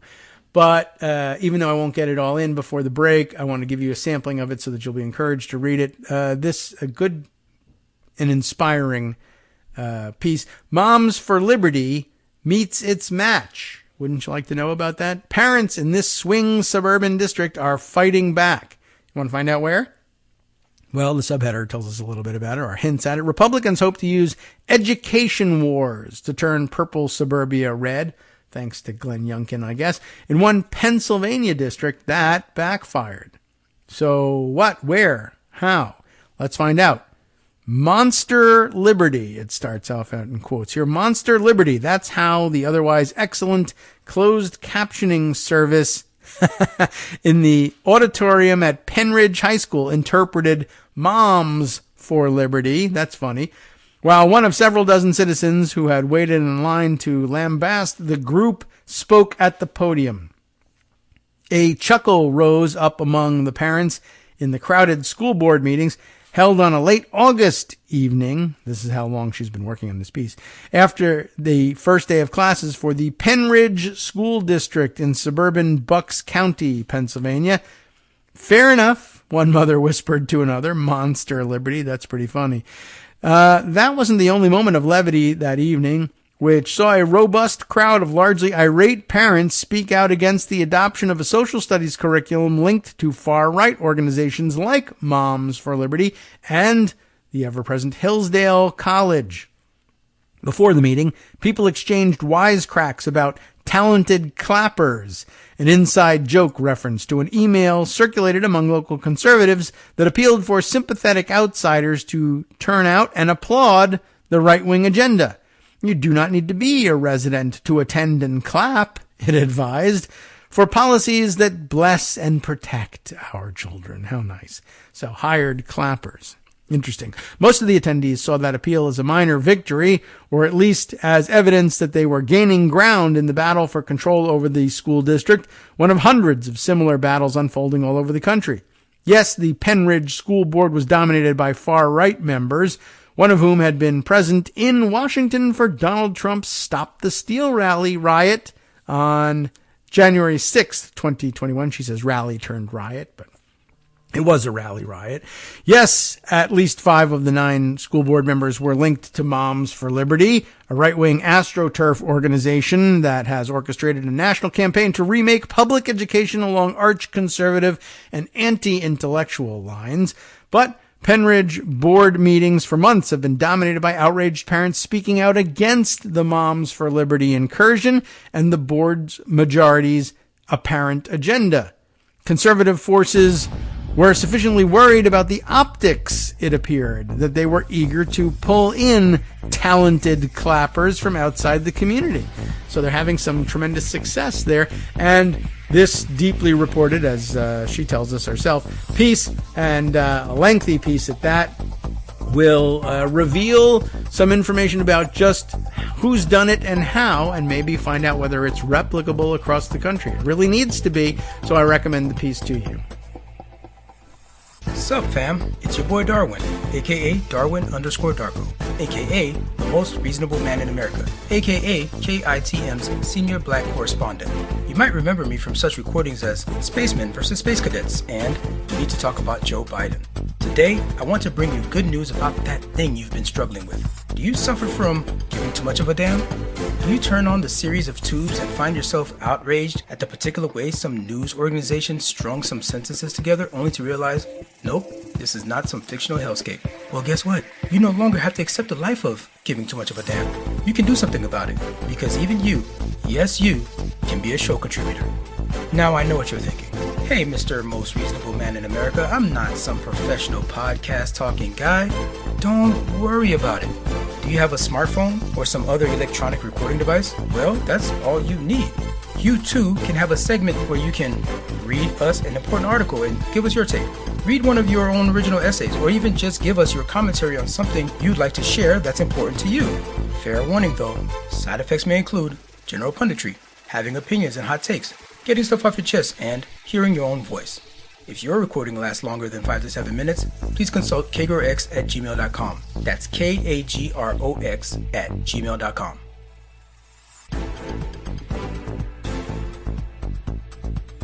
All right, welcome back now to the Kagro in the Morning Show here on Netroots Radio. And, okay, well, let's see. Our normal, I was wondering about this. Yesterday being a federal holiday, this sometimes screws with the internal clock. And, okay, well, we'll see whether Joan is free to join us at some point in the next segment. But in the meantime, I can pick up on the stories that she's been covering of late, and maybe she's actually rushing another one to print at the moment. That could always be the case. And as a matter of fact, all right, let's see. This makes things easier because I don't have to go on with my explanation for that much longer. Good morning, Joan. Hi. How you doing? Good morning. Skype took a while to verify this morning. Okay. Well, you need to pay them for verification, I guess. Like that other thing that people are doing with. Okay.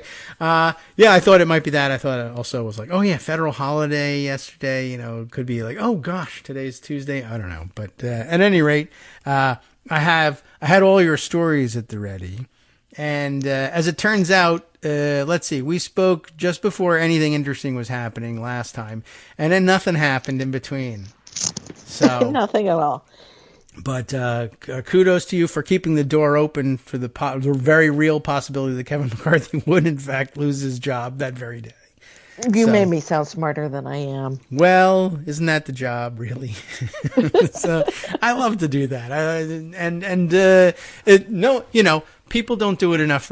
Good people don't do it enough for themselves. So you need to have friends who'll tell you how smart you are in case you have doubts.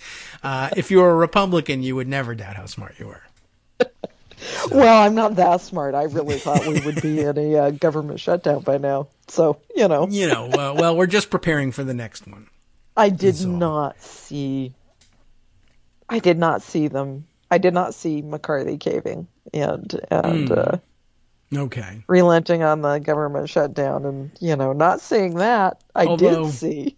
Yeah. Once he did that, he was a sitting duck. Yes. That's true. And then, although I found one of the really interesting aspects of that story, the possibility that McCarthy thought that he had set the CR up for failure, not acceptance by Democrats.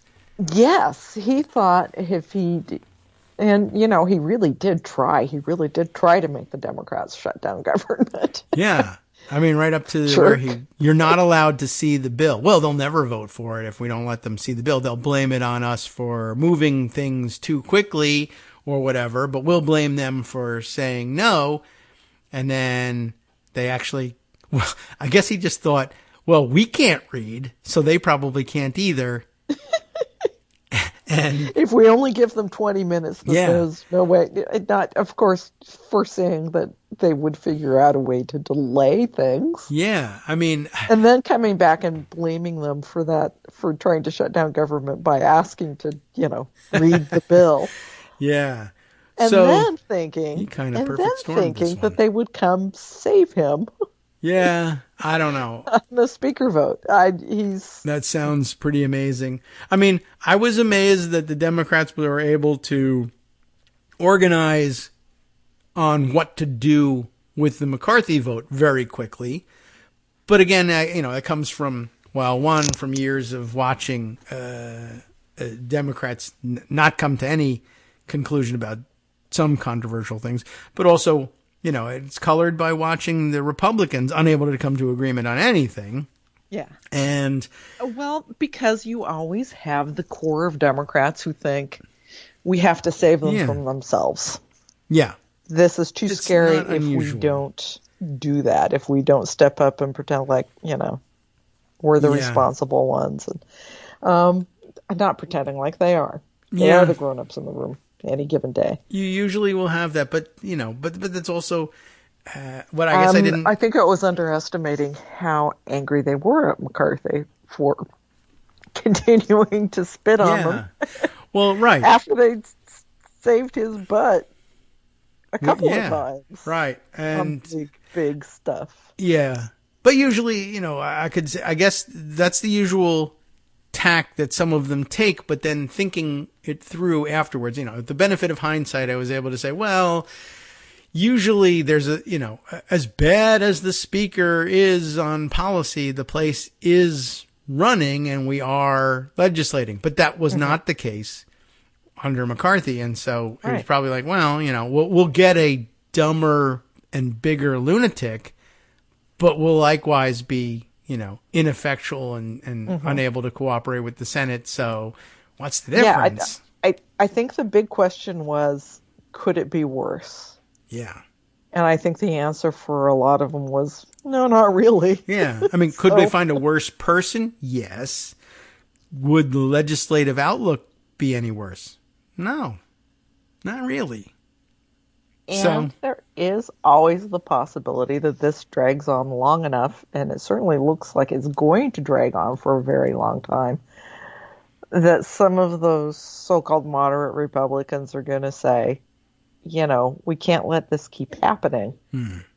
Maybe we ought to be talking about to the Democrats. Maybe we ought to be thinking about jumping ship here, creating an independent coalition.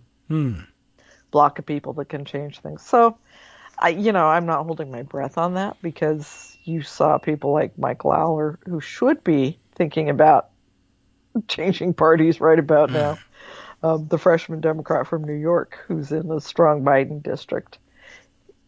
He was one of the first out of the gate to start blaming Democrats for not saving McCarthy. So, we'll see. We'll see. Okay. But this is going to take a while. Yeah.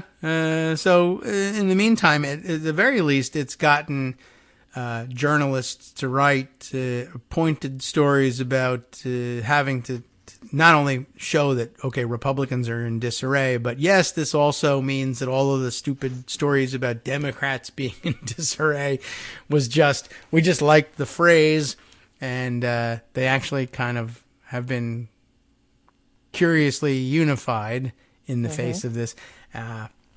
So anyway, it's been good for, it's been politically wise, but then it's because we really haven't had a chance to see what, if any, policy ripple effects there are. We may come to say, well, this kind of sucks, but, would the policy that ends up passing ever be any worse than what we were getting out of McCarthy? Probably not. He was pretty extreme in his own right.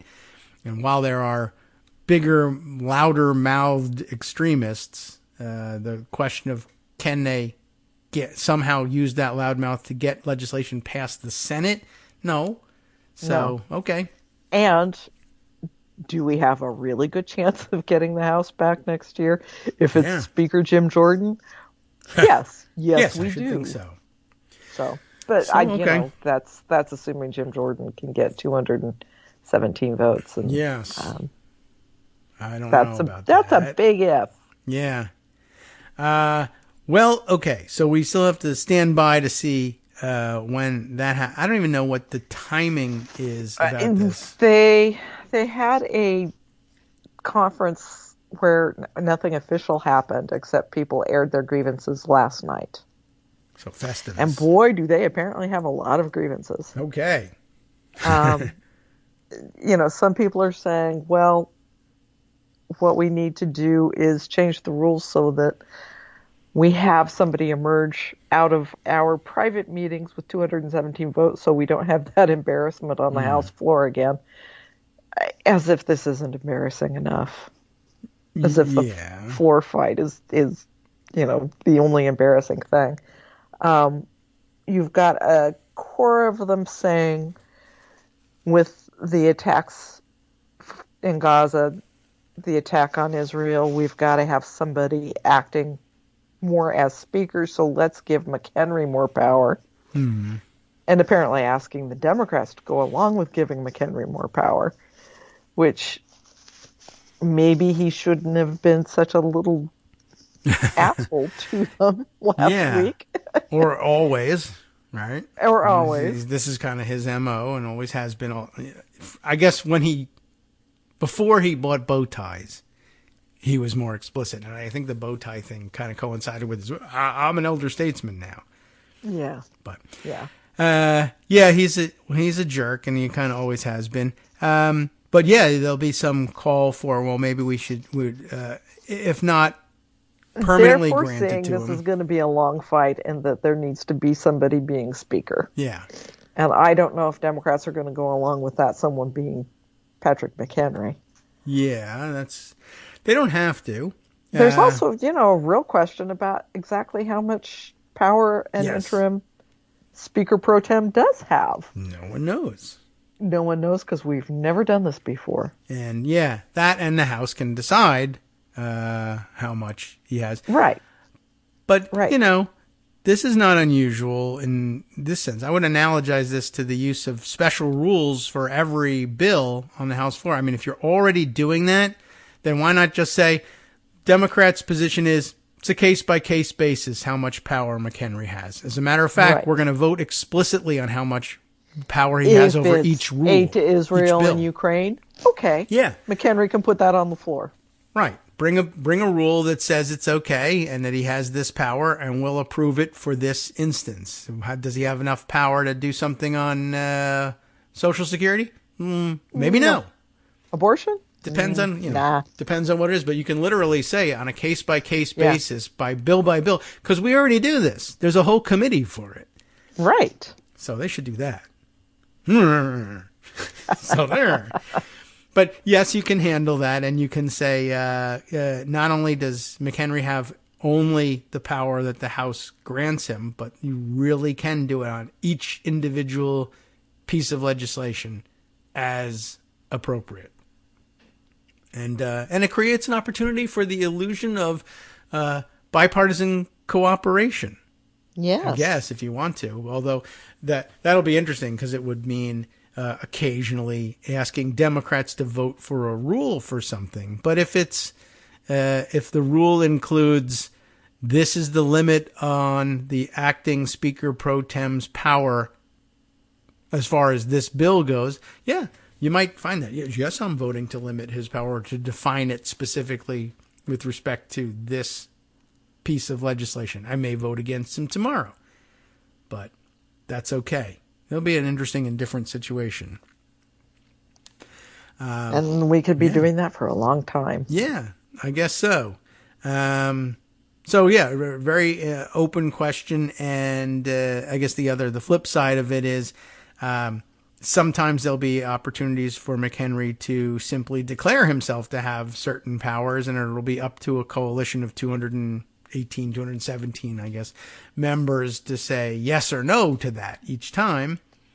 And I think that there probably is going to be the same bloc who ousted McCarthy, who are not going to go along with that because McHenry is so close to McCarthy. He's his guy. So, all right. Lord only knows.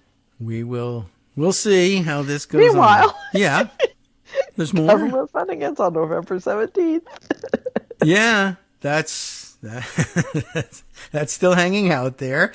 And I'm trying to decide whether the odds are any worse next time. And I guess I don't think so. But not really. It's not. I mean, you don't think that. What are you saying? I don't know. As strong as they would have been, that we're going to have some kind of meltdown before them. I mean, yeah, I don't think that we see a repeat of somebody coming in to blame the Democrats and create this whole scenario where maybe they don't want to add shutdown woes to everything else and just let another continuing resolution go by. It will be hard to recreate this. Yeah, I guess up until we found out a little bit more and they had to vote on the speaker, like the fact that a CR got through in the first couple hours or days here, I guess I would say, if you had asked me then, well, what do you think the chances are for either passing another one on November 17th or, full year funding? Well, no, I don't think they'll get that work done, full year funding. Another CR? Well, they just did one, so yeah, maybe. Now, though, a week later, now that I found out, he never intended for this to pass. He had hoped that it would be blocked so that he could blame Democrats for the shutdown. So, even if they come back and propose the same deal, I don't know if Republicans will go for it this time. Okay, yeah, maybe the well is just poisoned, and whatever Republicans bring now has to be viewed with twice the suspicion. Or will they just do the same thing again and just bring another one and say you have 15 minutes? Read Probably. it. Especially if they were actually hoping for a shutdown. And I guess presumably the pro-shutdown caucus is bigger and more empowered among Republicans this time, having thrown a speaker out. I would think so, yeah. Yeah. Then I guess maybe this time they say, well, not only will we bring a bill very quickly and not give you a chance to read it, but let's pack it with poison pills this time. Because, now we know it's not like we're going to sneak them past them. They will read the thing, but let them find some poison this time. I don't know. But then at some point, they have to recognize that there's also a Senate. Oh, yeah. Those guys. Yeah. Yeah, I guess. But then they can say, well, who runs that? That's Democrats. See, they did do the shutdown. They did do the shutdown, right? Right. And 9/11 while you're at it. Give them that as well. Well, it doesn't look very good for continuing operations after the 17th. And then I guess the complication of, well, presumably the war in Israel still going on in some form, because you never know. Even if they tamp down on things with extreme violence, nobody has any reason to think that'll be the end of hostilities. No. But I don't know. I guess it depends. Wars can be over very quickly, but can spring back up again very quickly as well. I don't know whether it's in anybody's interest there to play on the shutdown here, but maybe. Maybe. I mean, McCarthy tried to do it. I think he was a little premature in coming back and saying, "I'm back," yesterday. I'm the answer. Yeah. I mean, he didn't. Obviously, that's what he was trying to say. He didn't do it explicitly, which at least he was smart enough to do. But that didn't work. Well, he hasn't tanned yet or rested, so I don't know how it works. But yeah, it originally said, "No, I'm not interested in running again." Although I thought that would be an interesting approach, and I don't know what he thought Republicans would gain out of that, but maybe something somehow was happening in his mind. So then he went, so I'm running, and then I'm not running. Then somebody floated the rumor I won't even finish my term, but I guess that's out the door too. Yeah. I found it hard to believe that he would just give up and walk away, even though he really should. I mean, he really should. Honestly, why not? I don't think he's smart enough to realize that. Yeah, I mean, I guess he viewed all of Boehner's trolling commentary and pictures of himself enjoying glasses of wine as, well, haha, you'll never be able to do this. But it's really quite a good suggestion. Kevin, you could make a good life for yourself. Yeah. Somewhere else. Maybe. I mean, you're not super smart or anything.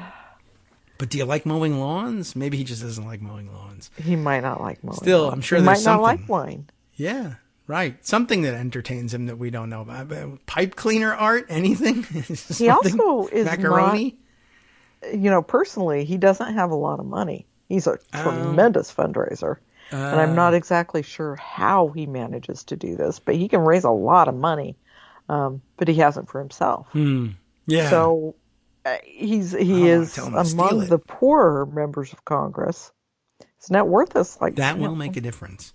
Yeah, this is $250,000 his lifestyle or something, which is really not very much for a member of Congress. Yeah, that's unusual. So he could be thinking, I can't afford not to be working in the House of Representatives because after this humiliation, am I going to go off and be a powerhouse on K Street? Yeah, maybe not. I mean, it's never made any sense that people are able to do that, but I guess it makes even less sense for him. Well, you have this insider knowledge of how things work. No, you don't. Oh. Yeah. I mean, yeah. He's seriously damaged goods after this. Yeah. I don't know what he used to do. Probably nothing. He's one of those anti-government Republicans who's always been on the payroll of one government or another. I don't know. But yeah, that's a good point. And for him, being speaker and being a big fundraiser, a prolific fundraiser, rising up in the ranks that way, that's a lifestyle thing for him. If you're not a wealthy world traveler and you feel like you can approximate the lifestyle, I don't really know why, going to Paducah and whatever for a rubber chicken fundraiser is attractive to you. But flying around the country, sometimes, I guess, presumably on, at least in first class, if not on chartered jets, and getting free drinks wherever you go is the lifestyle. I don't know. I guess. I mean, I'd rather not live it, but, if he's into it, okay. Hotel mini bars, if someone else is paying for them, I guess it's a thing. But you can't live on Toblerone forever. He's been doing this forever. I just looked at Wikipedia. Okay, I said you can't do it forever, and apparently he can. So his first business was selling sandwiches out of the back of his uncle's yogurt shop. Oh, yes. Okay. That was entrepreneurial. Then, he was a seasonal firefighter for the Kern County Fire Department while he was in college.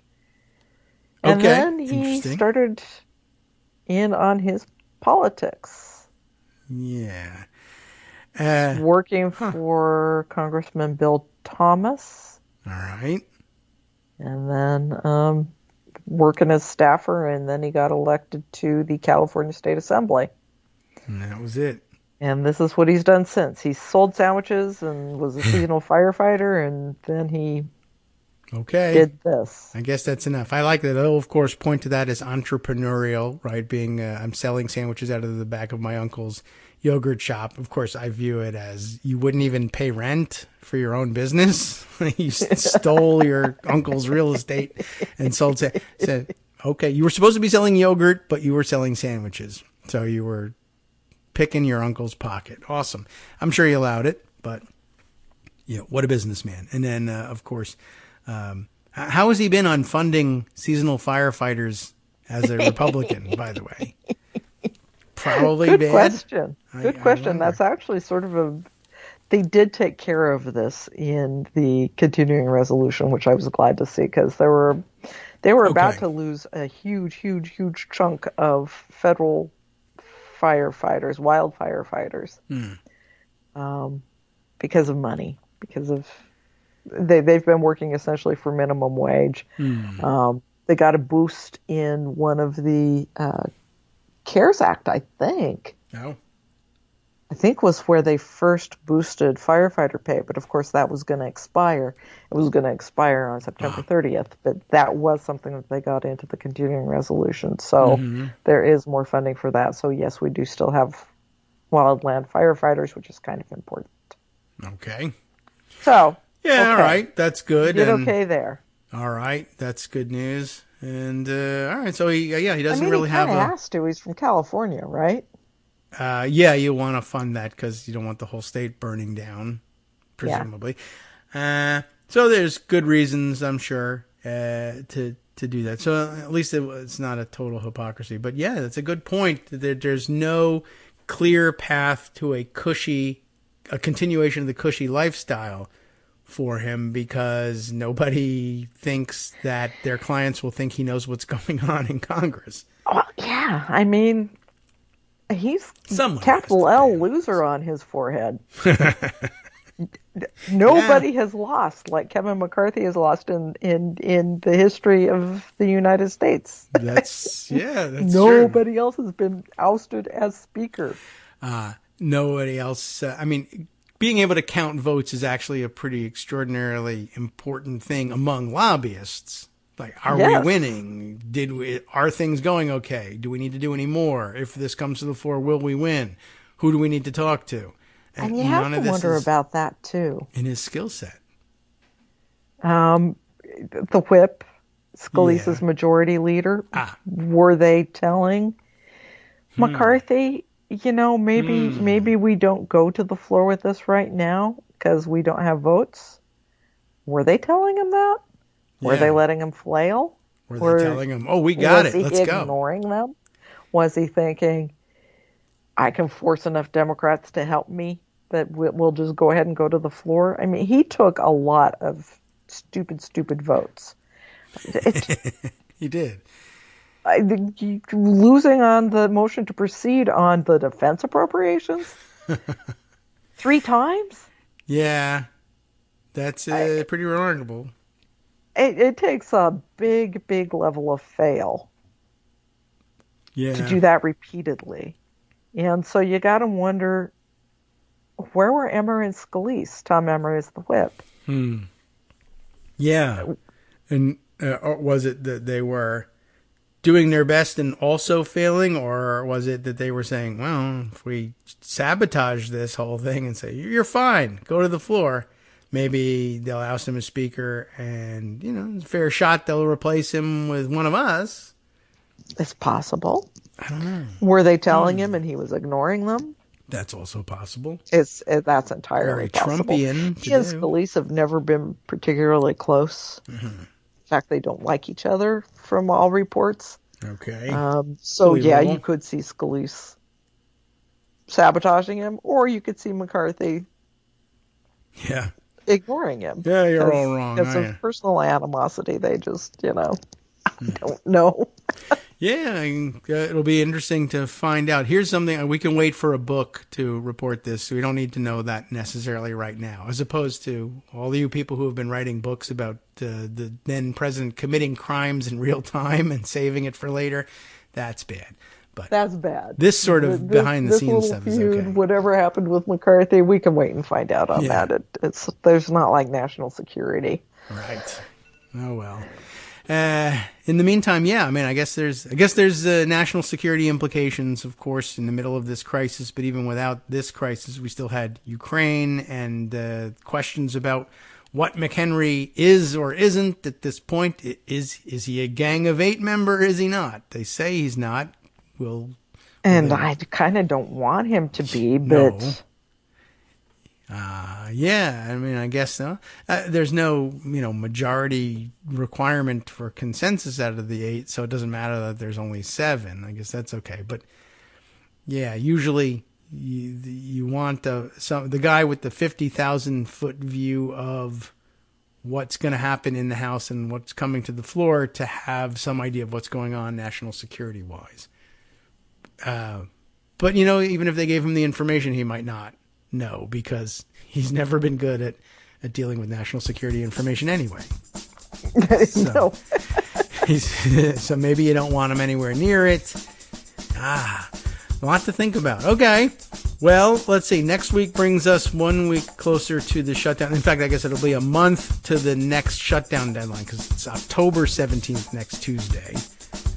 So that gives us a month to figure out what's going on. I don't think we'll have any better idea. I don't think we'll have week. A speaker next Tuesday. No. I'm going to say we don't have a speaker next Tuesday. Yeah, I think they'll figure out very quickly that they can do work without a speaker, so they'll just go on without one. I think so. Okay, I'll agree. This time I'll just say, well, whatever Joan says is going to happen. It's probably a pretty good bet. Do that. Put your money there. I don't know if even you would have put money on it last week, but... No, I would not have put money on it. But you just did a good job with it. Okay. It was fun to watch. Yeah, that's true. And it was fun to watch the procedure, and that they did a, what do they call it? Viva voce vote, as they call it. Everybody calling it out. That's interesting. And then, of course, getting caught up in whether or not whether yay and nay rhyme too closely. What a procedure. All right, well, we'll catch up next week and see what traps they've designed for themselves by next week. Thanks, Joe. From networksradio.com. Keep being right about things. I'll try. You've been listening to Kagro in the Morning with David Waldman. All right, well, time now for us to hand things over to Justice Putnam for the West Coast Cookbook and Speakeasy, and I haven't given myself much of a chance to summarize it, but guess what? They'll, of course, be focusing on the implications of the violence in Israel and, of course, then touring our own country as well as the rest of the world to collect stories for you next.